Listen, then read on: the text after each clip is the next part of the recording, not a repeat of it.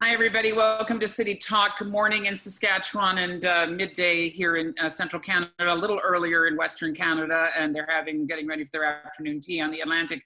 I'm Mary Rowe, CEO of the Canadian Urban Institute. Really pleased to have the Mayor of Saskatoon, Charlie Clark, with us to talk about his perspective on cities in the time of COVID. We originate these broadcasts in Toronto, and so although we have participants across the country, so we always acknowledge that Toronto is the traditional territory of the Mississaugas of the Credit, the Haudenosaunee, the Anishinaabeg, the Chippewa, and the Wendat peoples. And it's now home to many diverse First Nations folks from Inuit and Métis across Turtle Island. And Toronto is also covered by Treaty 13, signed by the Mississaugas of the Credit, and the Williams Treaties signed with multiple Anishinaabeg nations. And we are very cognizant that Mayor Clark has a particular constituency and several constituencies from the First Nations communities, and so we'll be interested to hear his perspective on that and how how COVID has been affecting those particular segments of his population. City Talk is part of three platforms that the Canadian Urban Institute's initiated since COVID.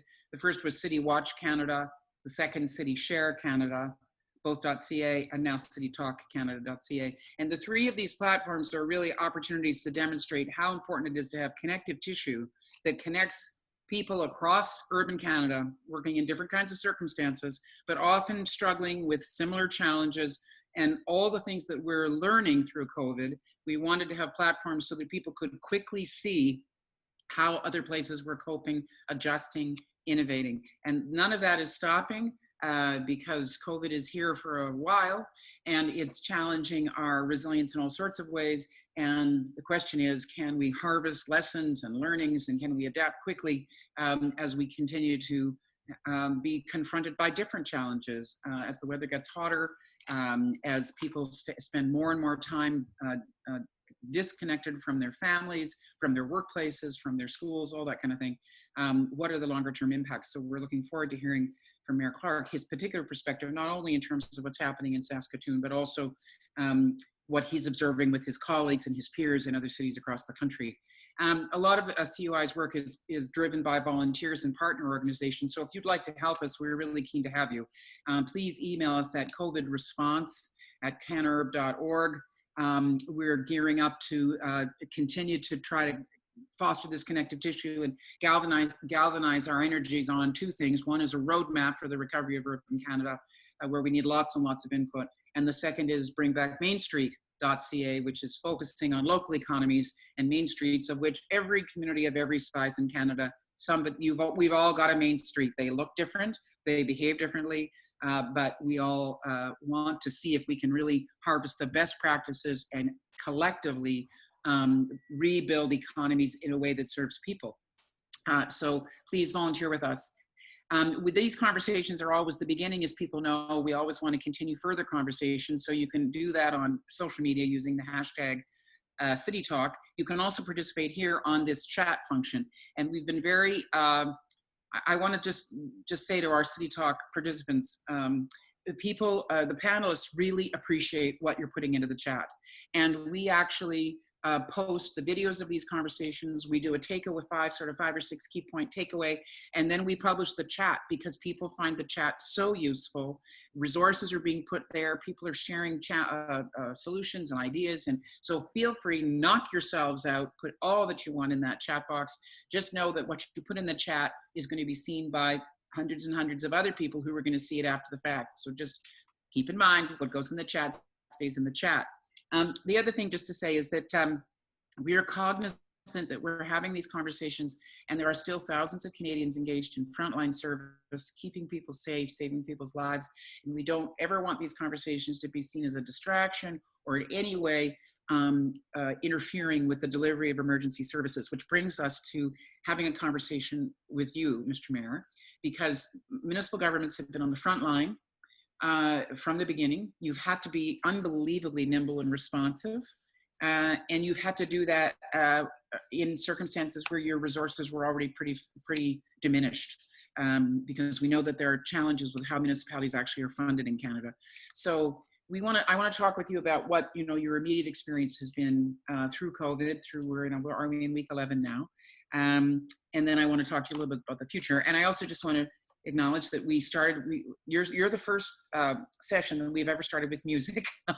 And our little innovation there was to see if we could do a clip of Jody Mitchell, who, of course, as I've been repeatedly corrected, sees Saskatoon as her hometown.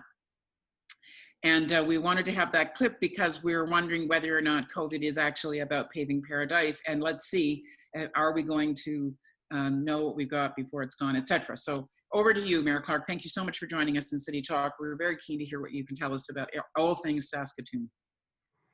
Well, thank you very much, Mary, and good morning to everybody. And thank you very much to the Canadian Urban Institute for a good morning and good afternoon, I should say, for hosting these very important talks and engagements. And I think one thing that this new sort of digital circumstance has created is a lot more opportunity to rapidly and quickly create dialogue across different communities and sectors, because we can just jump on a call like this, talk, share experience, to have questions and answers. And I think that's important. I think we are all, nobody has a roadmap for this circumstance.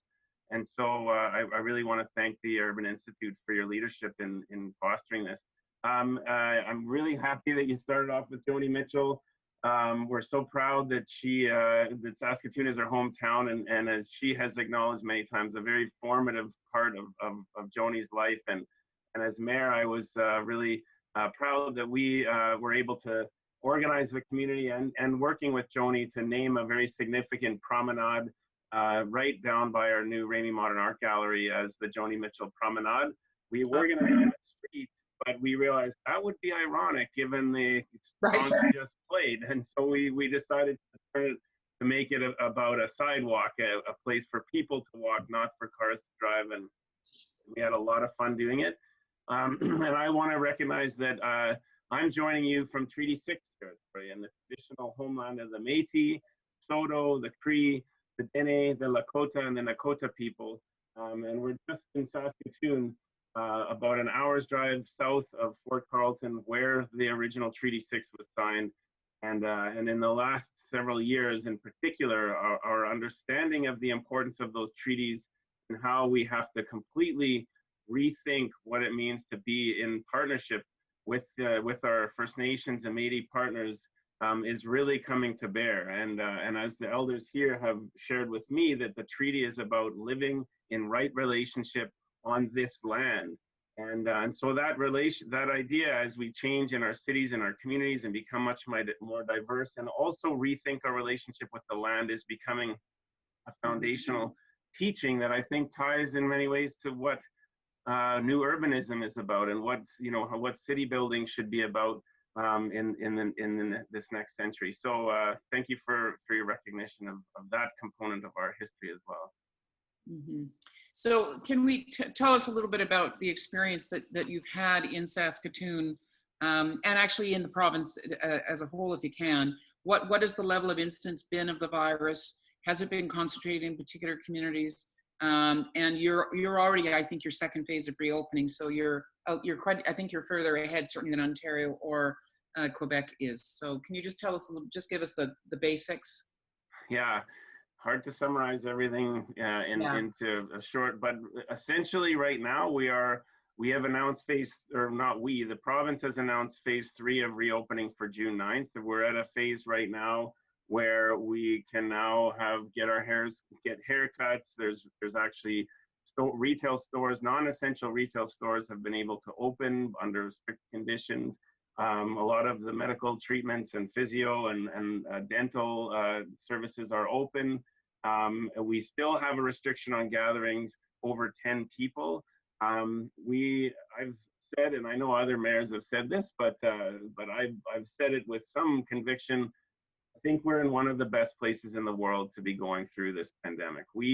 It's just like everybody else. The world changed right around March 12th and 13th.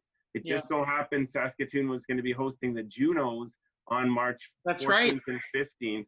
And so that time leading up to the Junos, I'll never forget. I mean, On Wednesday of the week the Junos were supposed to be hosted, the World Health Organization announced this was going to be a pandemic, and the United States announced they were banning all international travel. As of that morning, our medical health guidance was we could probably go ahead with the Junos. The risk was deemed to be low if physical distancing was practiced, and so we're going, this seems crazy. What are we going to do here? And by that evening, it was clear that this was everything was going to change.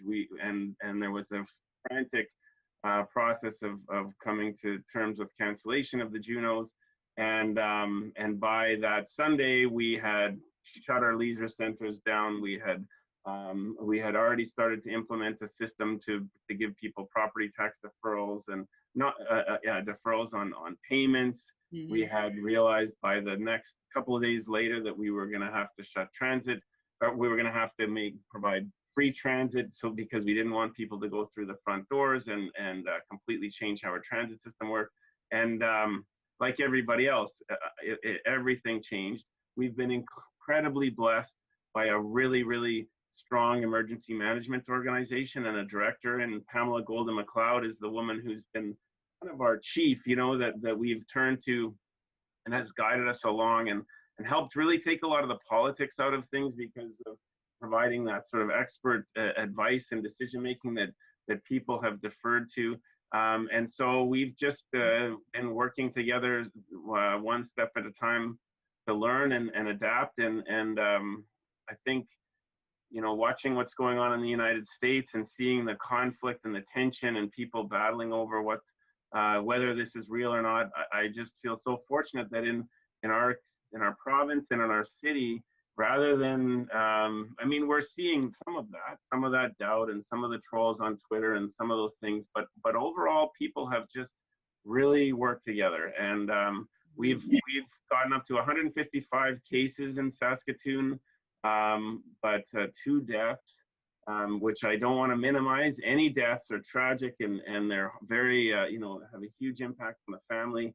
But what was being projected was to have thousands of cases and thousands of deaths. So we feel like by everybody coming together, we've avoided it. And so now as the reopening is happening, there's this combination of hope and anxiety about, are we going to see a next wave? What steps can be done, like other communities? So that's kind of a Coles Notes of our situation. Thanks. The anecdote about the Junos is sort of, I think, an illustration of one of the challenges for smaller communities, or actually it's not just smaller communities.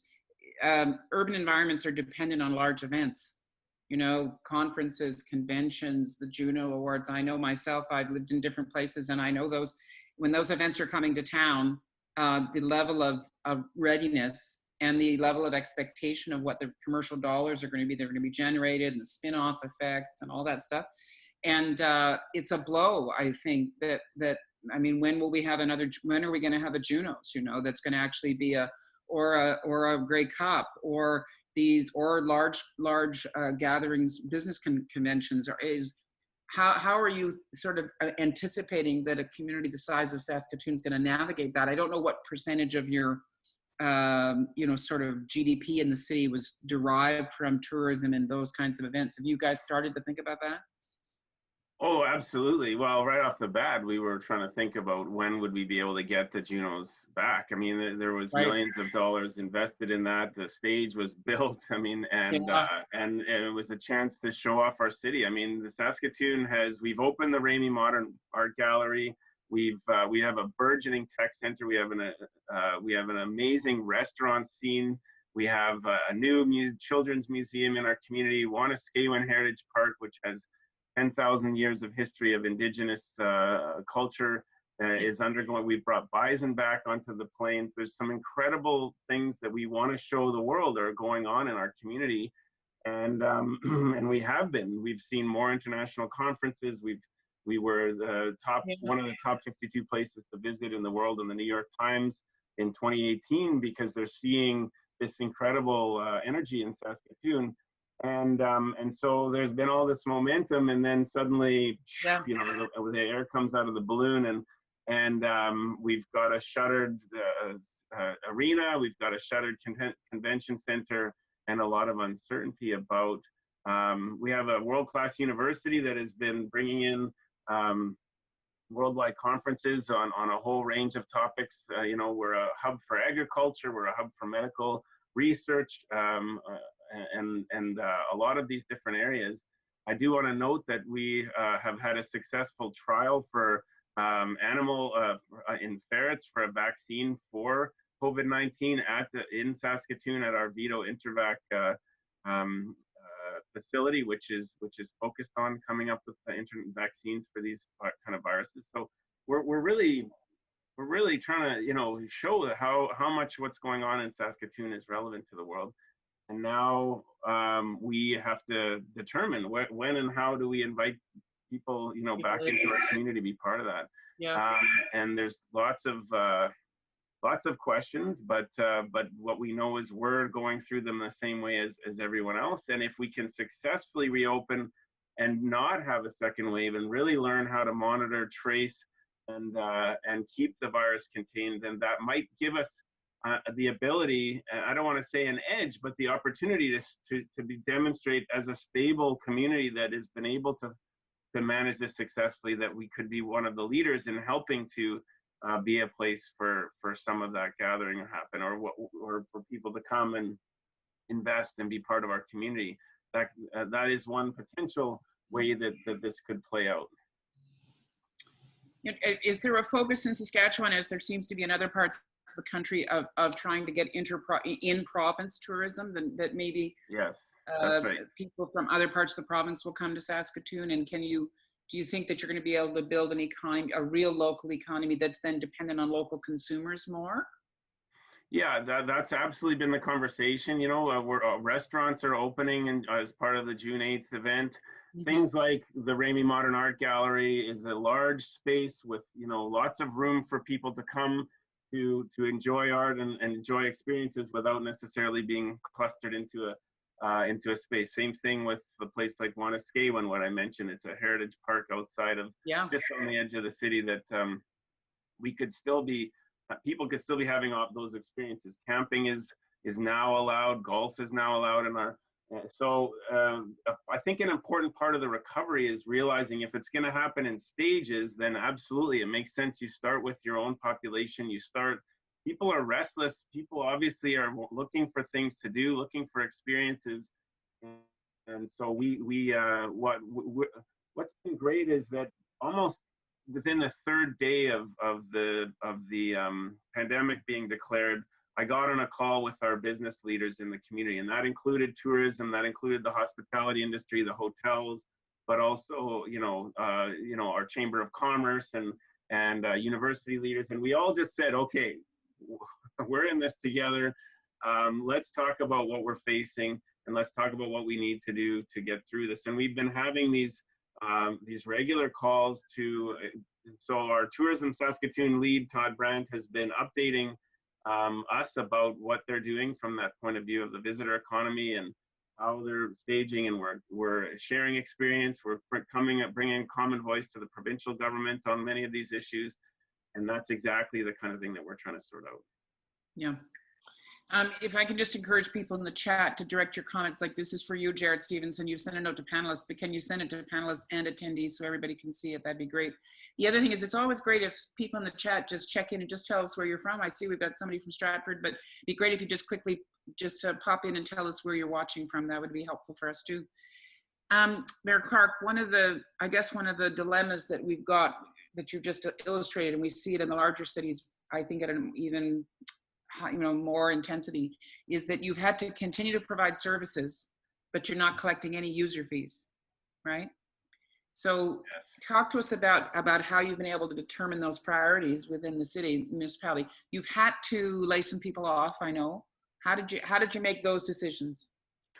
Yeah, this has been one of the most incredible things to see our staff be able to reorganize entire city operations in a very short period of time in a way that, you would never thought imaginable, under normal circumstances. So within a week, we realized that one of the most critical things that we needed to prepare for was to be able to know that we could keep water coming into people's households, keep our sewer working, make sure that garbage was going to be able to be collected, have our police and fire out there operating. But we didn't know if what happens if the virus goes through our entire garbage collection department? What happens if the virus goes through our police service? And now schools are shut down, so people have to be home with their kids because there's nowhere for them to be at daycare. And so staff, we realized, holy crap, we're going to really need to make sure we've got a lot of contingency to be able to keep our services running. And so it was just incredible. Our staff all sat down, everybody came to the table and said, yep, let's figure this out. And we basically said, we're going to organize our entire operation so that we can keep our essential services running. So we shut down our leisure facilities. We realized what's essential, what's non-essential. And the leisure facilities, I mean, in many ways, everything's essential, but we have, in following those guidances, we couldn't operate, a lot of those areas. And we needed to know we could keep the community safe and keep quality of life for our residents through this, not knowing how long this was going to take. And so we had to, as I mentioned earlier, take transit and say we can't collect fares because we can't have people coming through the front door and the driver is sitting there exposed if the virus is, if somebody has the virus. And so we just said free transit. We shut down parking enforcement, and because everybody's movements were completely different, and you can't be touching the parking meters, screens, all those things. So immediately our revenues dropped. I mean, we were losing $4 million, and it's not like Toronto. I mean, I know the numbers in Toronto and some other large cities. For us, it was estimated that we would have a $60 million deficit by December, a $30 million deficit by September, and a $20 million deficit if the restrictions stayed in place to June. And that's net after any of the cost savings from layoffs and other elements that we have in place. And so those are revenues that they're non-recoverable. There's no way to get those back, and they're based on a budget that had been set for us in December. And so it creates a real dilemma. We're doing it to follow the provincial guidance and the Canadian guidance. It's the right thing to do, absolutely. But financially, it creates a significant challenge for us and many other cities, along with the fact that people are using less power, less water, all the things that actually are. We have water utilities, we have a power utility. Those are things that we rely on in our budget as well. So I'm so proud of our staff for that ability to adapt, and for us to be able to go out to our citizens and say, no matter what, we're going to get your garbage picked up and your recycling picked up, and we're going to get water to your house, because people are so stressed. We knew we needed to be able to reassure them and say, we're going to be there for you no matter what happens. And our staff, because of all the work that they did, were able to say that. And so when we talk about cities being on the front lines, and I think the growing understanding of the role of cities in quality of life of people, that was one of the moments where it really came clear to me, is that it will make or break our residents, lives if we can figure out how to make sure we can be a solid, steady, predictable service in their lives as a city. And I'm really proud we were able to do that. Yeah, I mean, I'm like you. It's sort of an unbelievable demonstration of, people like you and I actually know which level of government pays for which service, but most of us don't. Most people have no idea who's responsible for this or that.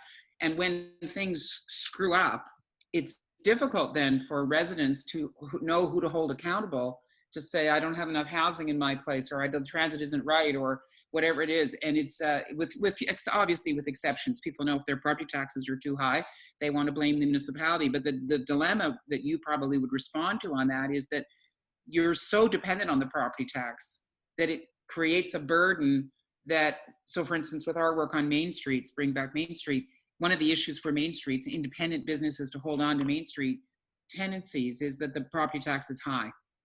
And if we So are we going to have to come out of this really fundamentally rethinking how public resources are allocated between the different orders of government, both so that your level of government is more equipped to be able to meet needs, and also that I, as a taxpayer, can have a clearer line of accountability if something isn't right, and I want to exercise my discontent with that, and I can go to the obvious deliverer of it. Do you think this is a moment to have these conversations, to have a really fundamental systemic conversation about this stuff? I'd certainly like to. I mean, certainly at the Big City Mayors Caucus table and through the Federation of Canadian Municipalities, we've been talking more and more about a four-corner table where you've got municipalities, provinces, the federal government, and First Nations governments, and we're recognizing we're partners in helping to keep people healthy and safe in our communities, to deliver services to people, and to keep our economy going.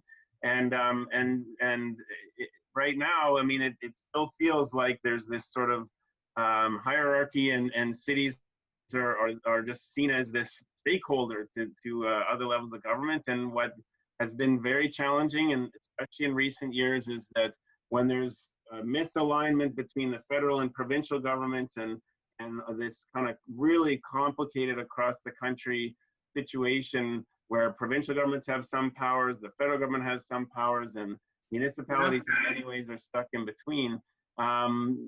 We don't feel recognized as partners, as part of the solution, and there's no question, even when it comes to the economic recovery in Canada, we are an urban country now. You know, we've got a huge majority of the percentage of our country is now living in cities.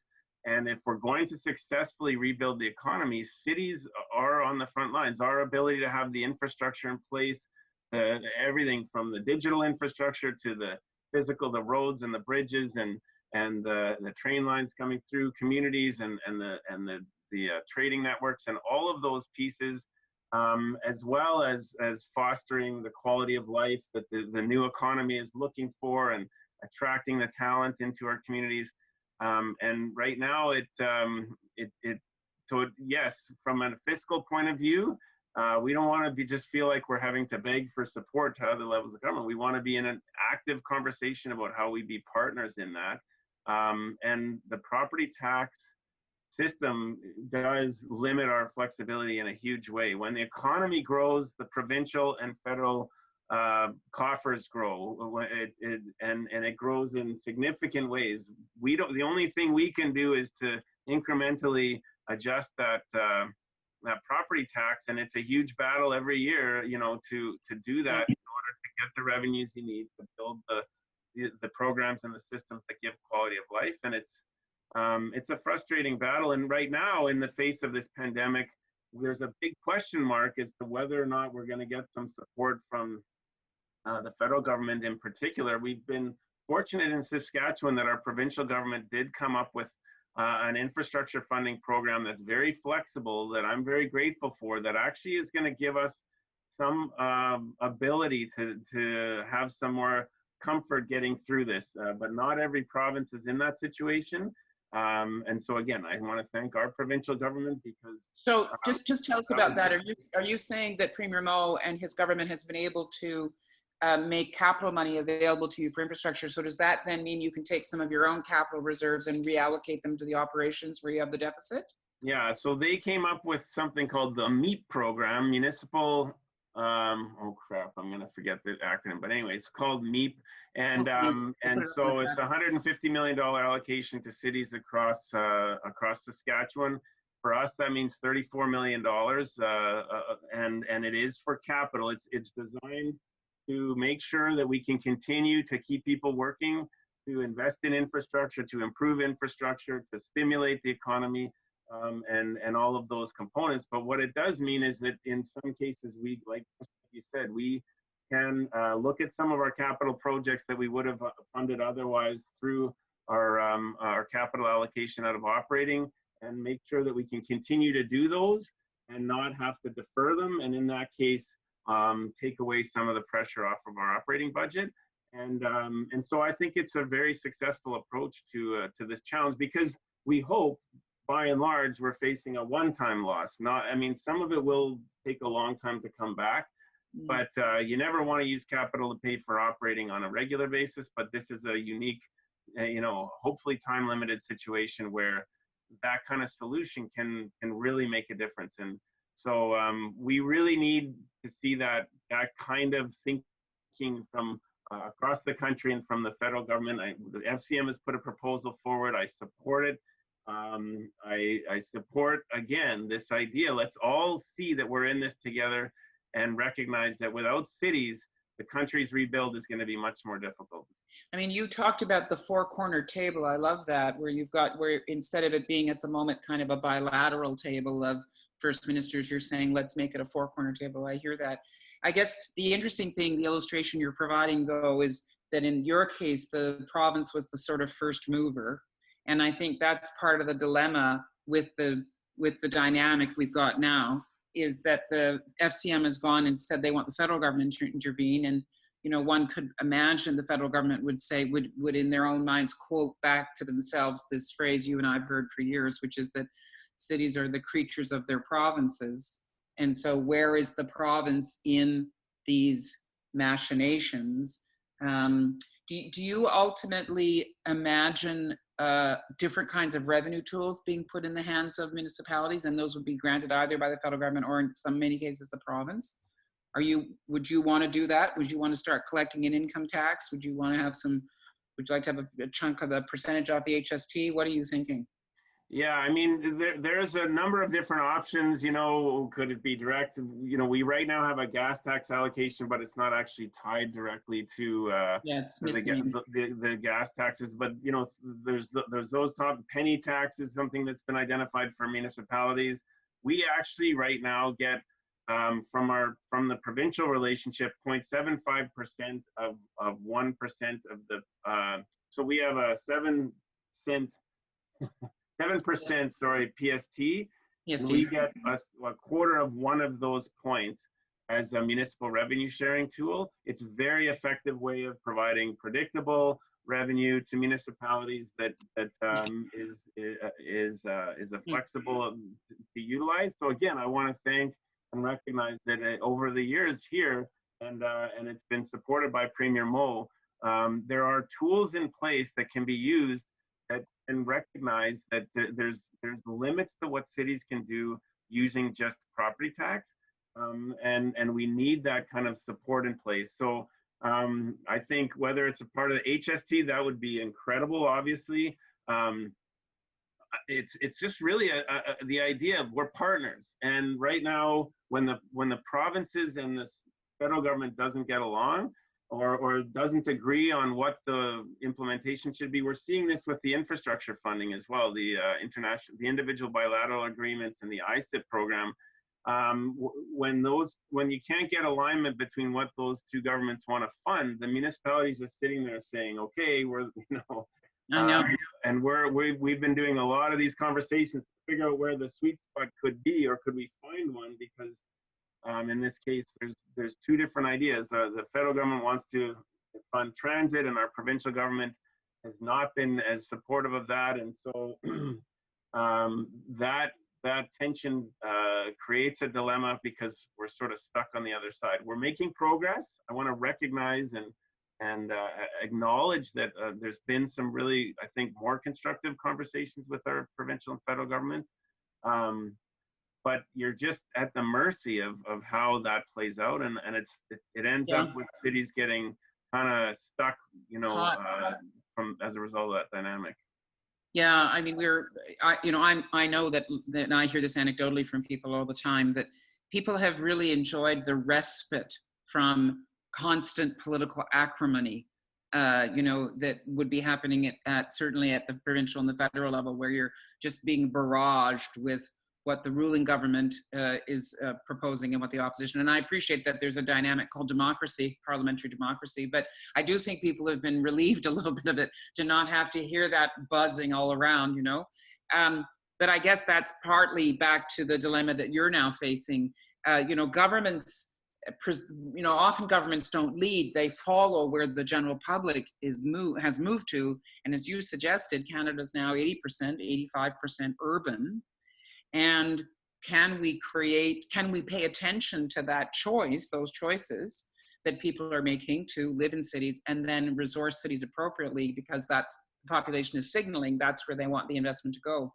The dilemma is, I wonder, and someone has raised it on the chat, if there's a question about whether municipal government and municipal officials have the capacity to look beyond their own interests, their own narrow little, so that the whole NIMBY dynamic that we see in neighborhoods across the country, and we know that we need affordable housing, for instance, and municipal governments have been unable often to do a brave thing around affordable housing because they've got a certain constituent group that is resisting introducing mixed housing, right? So how have you grappled with that in Saskatoon, and how do we demonstrate to Canadians that local elected officials like you and your council colleagues can actually make tough decisions and move a city together in a collective way?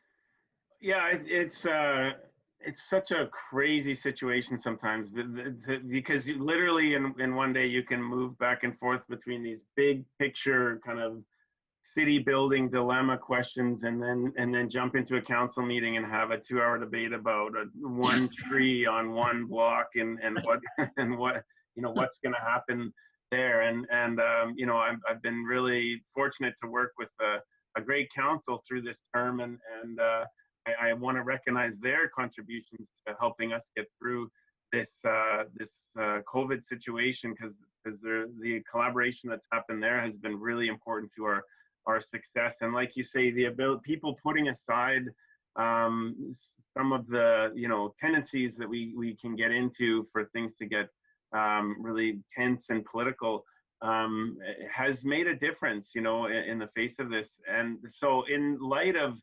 how do municipalities both be bold and big picture when you're also really constantly being pulled down to the reality of the neighborhood,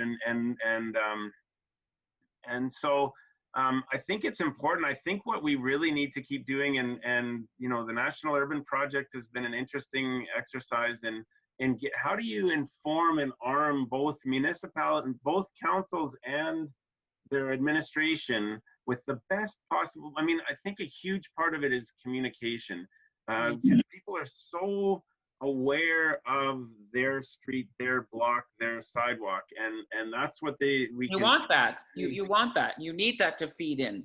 Absolutely. But how do you create the conditions for conversations within a municipality to think bigger and broader about where are we going as a city? What's the future like? What are the risks if we don't create and understand what the next generation is going to be looking for in cities? Because that's where a lot of the urbanist conversation, in our own community, we're struggling, like many's, around bike lanes and other things, and these quality of life issues, and people are so much more used to what they have and what they know right now on their street, and that's in many cases what they want mayors to be focused on. Then what is the next 5, 10, 15 years need to look like? And what conditions do we need to be creating for what the realities of tomorrow are going to be?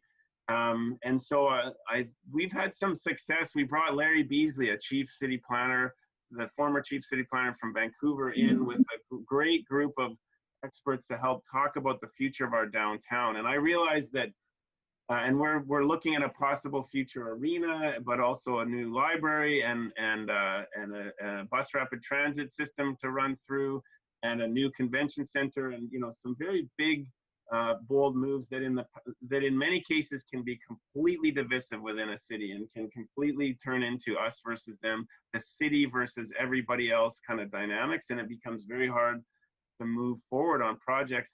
And so what we're trying to do is to make everybody realize this is actually not a conversation that's about a city council versus the community.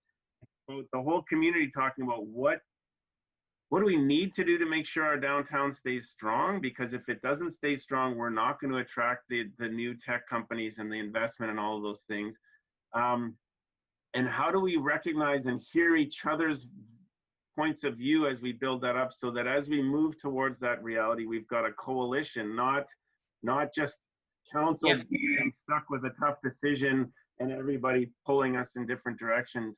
And those are the kinds of, I think the way we approach decisions and the way we balance expert, thoughtful opinion with the really important local knowledge that people have, that really matters as well, the daily realities that people have on the street, and bring that together to have people all feel like and you're not going to convince everybody, especially on Facebook and Twitter these days, but the vast majority of people say, I can see myself in that, and even though it's different than what I'm used to, I understand that we need to make some changes. Not easy, but it's the thing we're trying to do. And I really am learning. And this COVID experience has been such a reminder to me about the importance of relationships, the importance of trust, and the importance of communications. And over the last, I've been on council for 14 years now. I've been the mayor for just about 4 years. And I've been through some tough situations with a bunch of our community leaders. I've been in debates with the leaders of our business organizations, but we've sat down and worked through them over time. And when I first got in, they thought I was a lefty councillor, like a lefty guy who was going to turn the city into a socialist paradise or whatever. There was that sort of view, but I sat down and I worked through things, and we came up with a pretty bold plan around changing our emissions and trying to become more sustainable. And at first people didn't like it, but then as we talked about it, people realized, wait a second, we need to be part of this answer. This is the way the world is going. And through getting through that, by the time this crisis hit, I actually felt like I had enough trust with a lot of these people that we could sit down and talk, and people were willing to work together on it. And I think that is fundamental right now to city building, is how do you listen to one another, build enough trust and understanding, and have humility to say the mayor is not going to have all the answers, her or himself, but we have to build it together. That trust building and relationship building, and my office has played a key role. My chief of staff, Michelle Beveridge, has been a really key part of doing this, and our council relationships. That's what we need to do to be bold, I think. It's not just taking ideas off the shelf and throwing them at the community. It's finding a way to get everybody willing to have that conversation. Yeah, I mean, you and I are on the same page on this in terms of ground up. You have to, the granular is so critically important. Otherwise, we end up with strategies and policies that are so removed from the actual reality on the ground that they don't work, and that whatever you need in Saskatoon, however you approach it, may be quite different than how they're going to do it in Sherbrooke. But the great thing that we feel about at CUI is that we want Saskatoon and Sherbrooke to have connection with one another. They can learn. So you can say, oh, you've tried that, we'll try this. Do you think that as we move forward, do we have the right tools in place to really be able to try some things? You're, as I suggested, you're a little ahead in terms of actually reopening. So you'll be the first to go to outdoor patios and whatever else. How have you been navigating public space and access to public space from COVID? And as you reopen, how are you navigating that? Yeah, this is something I come into this conversation humbly, because I'm aware I'm with the Canadian Urban Institute, and Saskatoon has not been one of those cities that's really blasted open roadways and open space for our community. And so why haven't you? Why didn't you? So what happened was, and when this first started to happen, and I realized that traffic was going to shut down quite a bit, it was one of the first things that came to my mind was, oh wow, we've just built this new thing, rebuilt the traffic bridge, which is an old historic bridge in the middle of our community. It's got huge sidewalk access, and for a long time I've felt like this is a great place to create a cyclovia type of shut Oh, it that's nice. down for Yeah. people and all those things. And there's certain streets along our beautiful Meewasin River Valley that are where people want to go, right? And so first instinct is let's create space for people to walk and do things like that. But then the health guidance was you don't want people to gather. and so we got quite a bit of pressure from the community to say, hey, come on, let's do this. This is the opportunity to create that urban experience. But I live actually not far from where those main thoroughfares that people would naturally say, those are the ones we should open up for people are. And I see what's happening and I realized, and it's a judgment call, but that the risk of actually doing that and then people just flocking onto those streets was pretty real. And in those days when there's such a fear of spread of this virus, the thing about Saskatoon is we're one of the lowest density cities in the country. We have these incredible huge green spaces and parks and really wide open areas for people to go. And so in the balancing of, do we take streets and open them up and have people use those streets, or do we say, please everybody spread out and use the whole community and all the parks, and don't all, basically the message I said over and over again, don't all go to the Meewasin Trail. Don't all, I know you want to, it's so beautiful and you've been stuck in your house and you can see the pelicans and you can like do all these things, but just go all over the place. We have incredible places all over. And so that has been the kind of approach that we've taken by and large to doing this. But there is a group of people who are pissed at us because we haven't seized that opportunity. And I understand that opportunity, and that there's a learning that can come through this by showing people how great it can be to create more of those spaces. Yeah, I mean, for us to do would be to do it on a whole bunch of neighborhood streets. And in my view right now, those neighborhood streets are actually good places for people to go right now, and they don't need that. It takes a lot of administrative work to close streets and do all those things. So I'm hoping we can move on the patios and create some of those opportunities for more people to get out and spread out when they're enjoying lunch and drinks and all those things. And find some ways to make some success there. I mean, we are, here in Toronto at the center of the universe, we have been blasted onto the international pages because of the one use of the one park last Saturday, and how that was intense. Yeah, and as you suggest, it's become a meme now, and it's a dilemma as we've got to navigate a collective future. And as we emerge, and as you suggest, and the tough decisions that mayors have to make all the time, what's the trade-off? Where is the risk? Which risk do you have to contain when? So we are appreciative, and we get the same feedback that you do, that urbanists have a sense that the spatial environment should be prioritized and that they should have, they should be allowed to walk out wherever they can walk out, etc. But as you say, now we've got public health, public safety, and so I think there's a serious implications for us going forward about how do we actually make flexible space, right?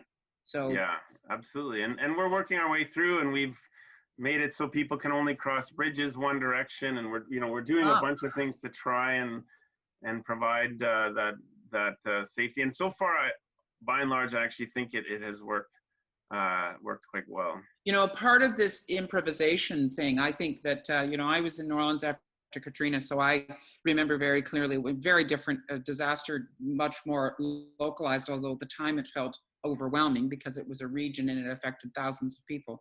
But I watched there for that period that there was all sorts of community improvisation, just as you're suggesting, well, we make that road a one-way, that bridge one way, or these laneways can get opened. So it speaks to the point that you raised before we started around leadership. And how do you as a mayor, and how do you, looking at Urban Canada, how can you imagine us now harnessing collective leadership to come up with the solutions? It's kind of the all hands on deck question, and that it has to somehow continue. You're wearing a t-shirt, I want you to speak to that, and just help us as we sort of round the corner at the end of this session to think about how do we actually mobilize collective leadership? Yeah, so the t-shirt is the We Got This YXC t-shirt, and this was made by Derek Watson, who's a local rock radio DJ actually, and he was realizing, you know, how important it is that to have that, to get people reminded over and over again, we're in this together and we're going to make it through this. And so he designed this shirt. It's got the Broadway Bridge on it. I don't know if people can see that. Yeah. And YXC is our airport call indicator.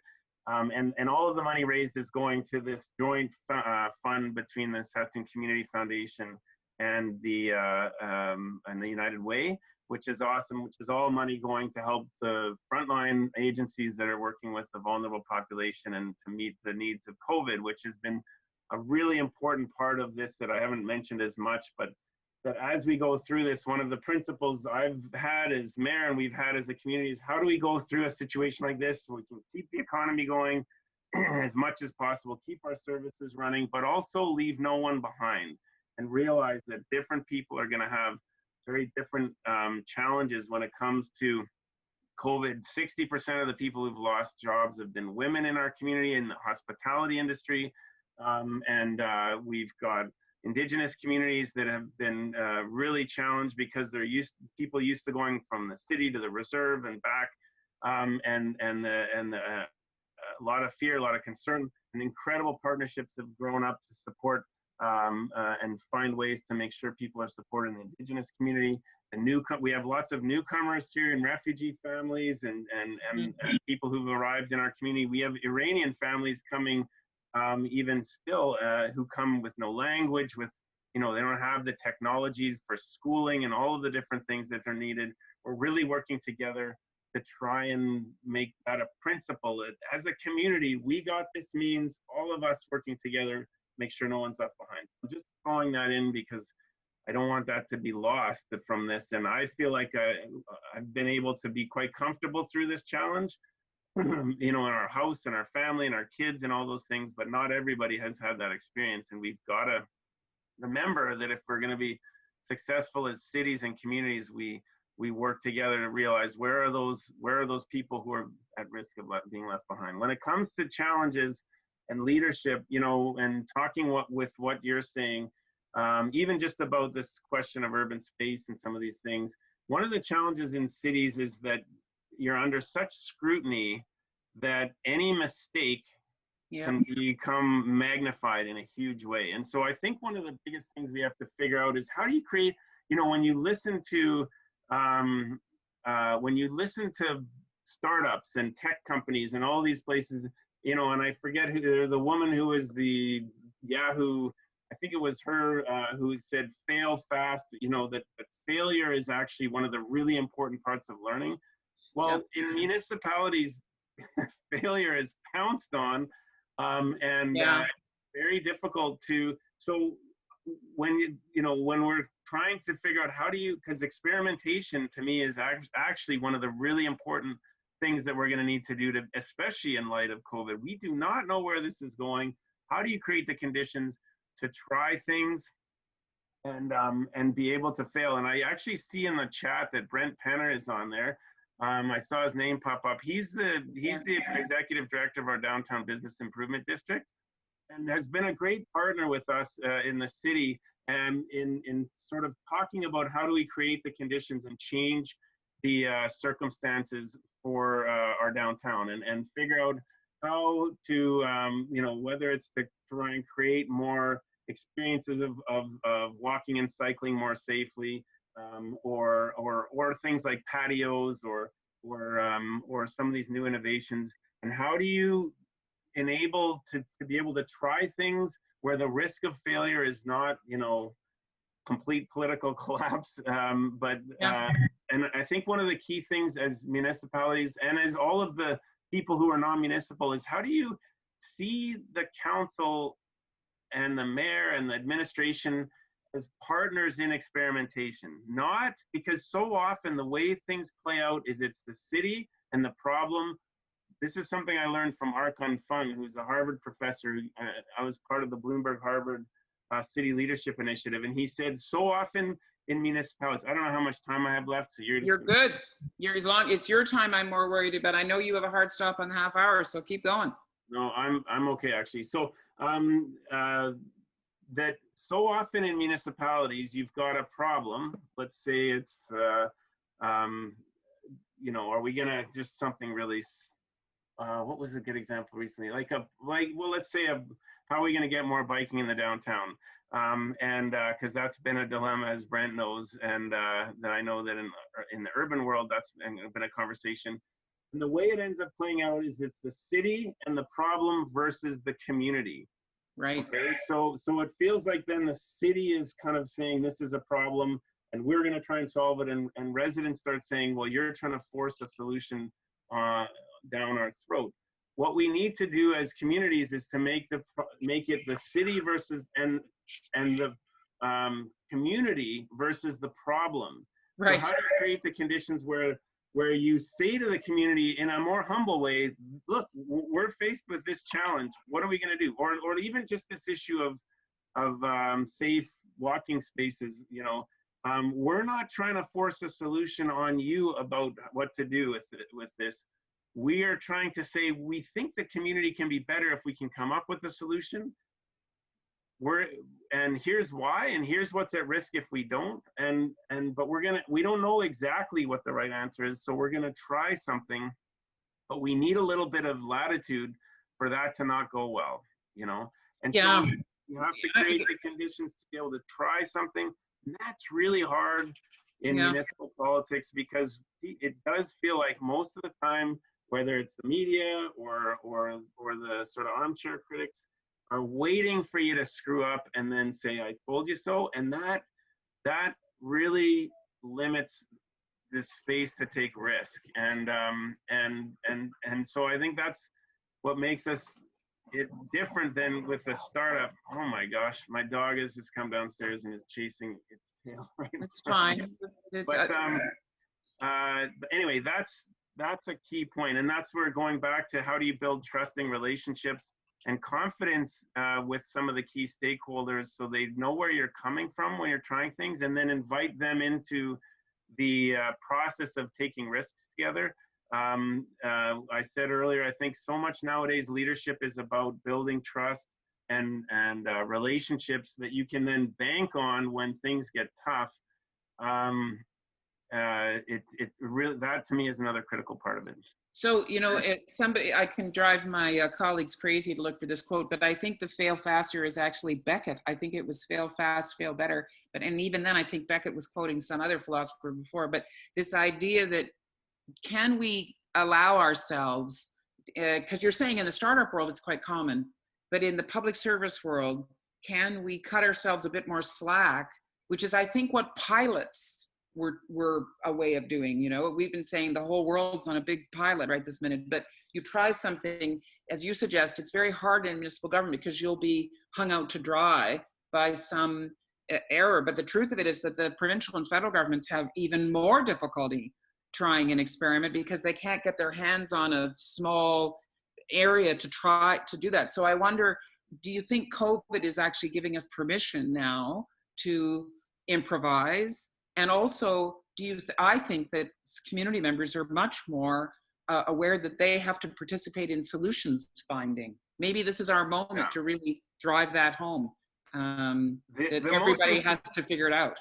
The most incredible thing about COVID is that nobody can be blamed. I mean, people can try and blame, but in our community, you know, everybody sees what's happened in New York City, what's happened in Italy, what's happened in Wuhan, and everybody is going through it together. And so and nobody has a roadmap for it. Nobody has that actually creates a real opportunity for humility. And to me, humility is a really key part of how do you, but there's more latitude in a way in terms of trying to deal with this. The challenge is everybody's also on edge and there's a lot of emotions and stress. And so you don't want to, it's not a good time to throw some wild idea into the mix also that is really going to throw people off.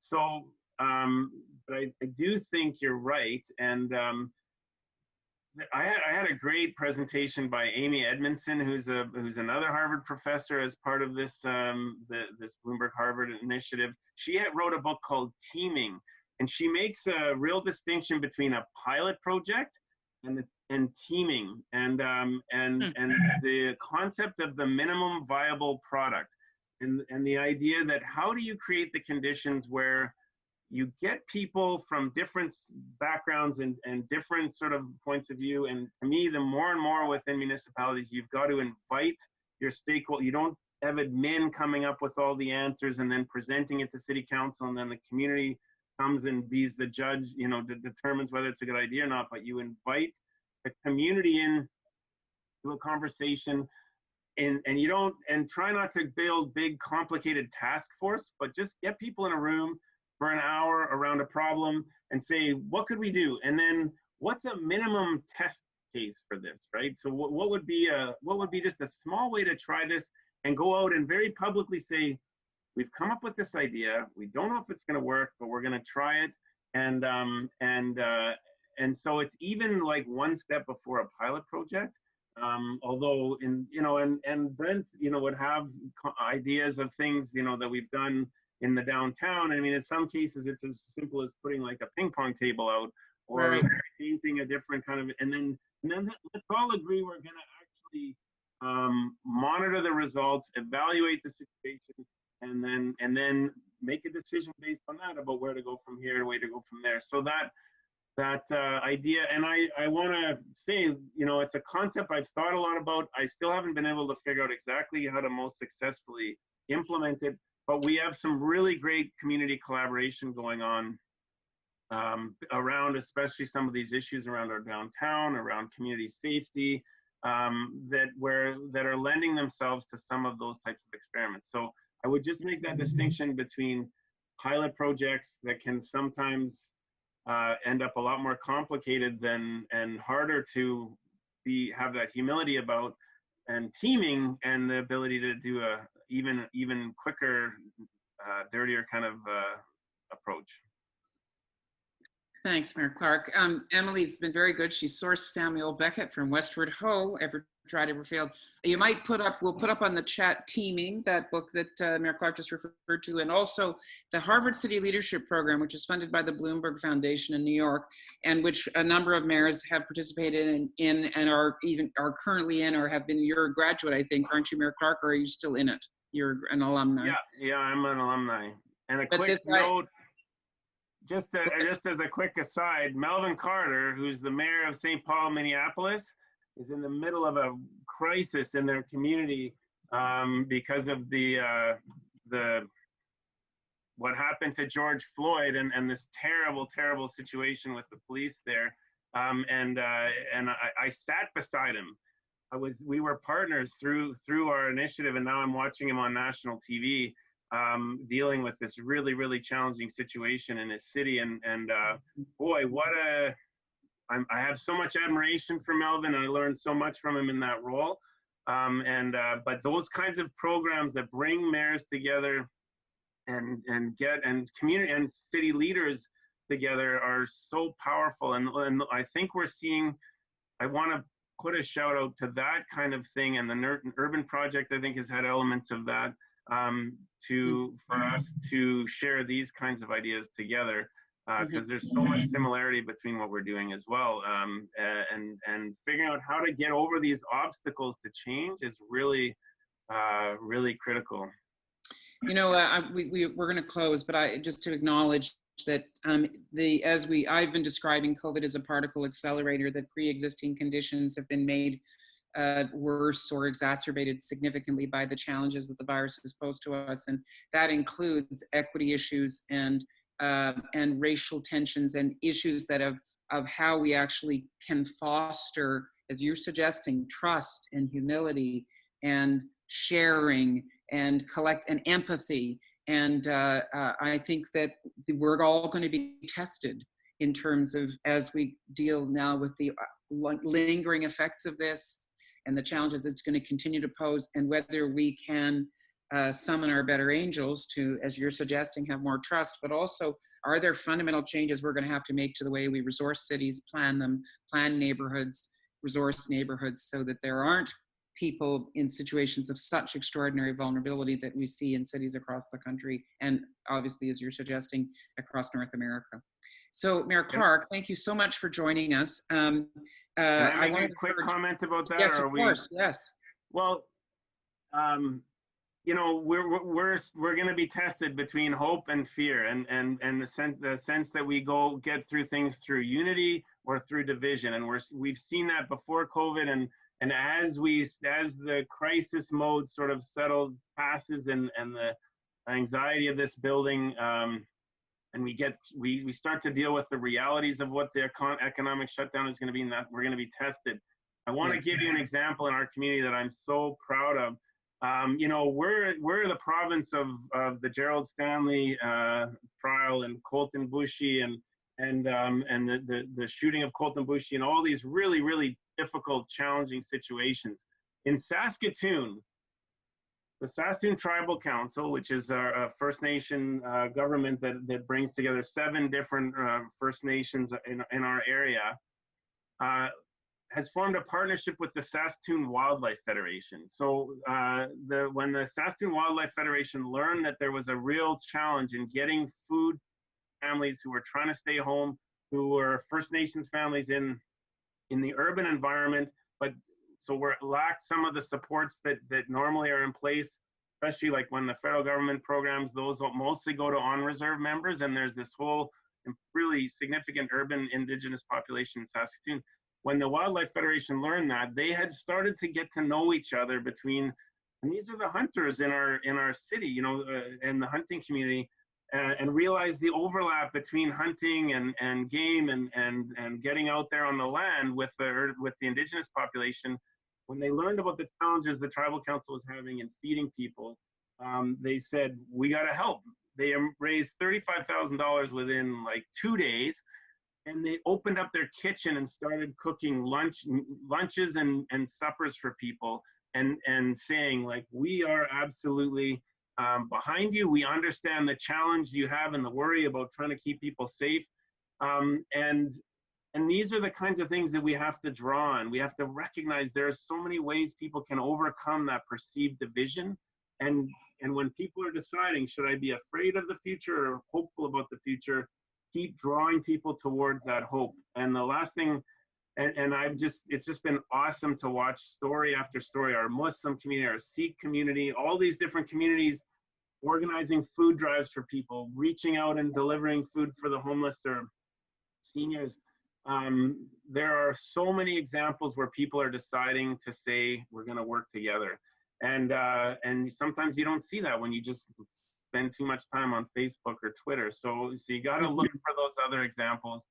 Our job is to keep the anxiety of the system down. This is something we learned from a guy named Kevin Cameron, who's a crisis management worker, a leader in helping communities deal with crisis. And everybody who's listening to this chat is a leader. You all have a role to play in a crisis like this, in helping to guide people towards constructive, thoughtful, principled, based on being good human beings to each other, values to getting through the stress of the situation. And so I just want to reiterate that, because we are at a critical moment in our country. And I don't want to slam the US, but we can't let that same divisive thinking predominate the way decisions are made here. It will set us backwards, and we've made a lot of success so far. So I know I'm probably going over time, but I don't want to underestimate how important that is right now. Yeah, it's fine. I mean, I'm so with you on this, in terms of, that's why we put up citysharecanada.ca. If anybody is discouraged, go and spend 10 minutes looking at all the remarkable initiatives across the country, some of which Mayor Clark referred to, of people being resourceful, responsive, innovative in how we actually care for one another, and take opportunities to do things better and to build back better, which is hopefully, I think, where we're going to end up. Mayor Clark, thank you so much. A very, very thoughtful session with us, and for you to share your experience in Saskatoon, but also your observations as they affect other places, which is that I think that CUI, I say we're in the connective tissue business, but I think we're also in the urban empathy business for us to, as you suggest, learn from one another and continue to adapt to this remarkable time. So I know it's not the last time you and I are going to speak. I'm sure there will be more opportunities because urban life is going to be the way it is in the future. It's going to be quite different. And we appreciate you spending time with us today and wish you well. City Talk now takes a break for a couple of days. Go and enjoy a weekend, whatever a weekend is. And then we're back on Tuesday, Thursday, and Friday. Next week, we are doing city councilors, just as the mayor expressed. His colleagues across the country have been active as well. And we have a panel just of city councilors talking about what they're seeing on the ground. On Thursday, we're back talking about art and the power of art and culture and how that's going to take place in a physically distanced way. How do we feed our souls and our psyche through this period? And then on Friday, another City Talk one-on-one, this time with Mayor Watson from Ottawa, the nation's capital. So Mayor Clark, thank you so much for taking the time. We're really appreciative, and continue the conversation, folks, on #CityTalk. So many issues. We'll post a summary, and the conversation needs to continue. Thanks again.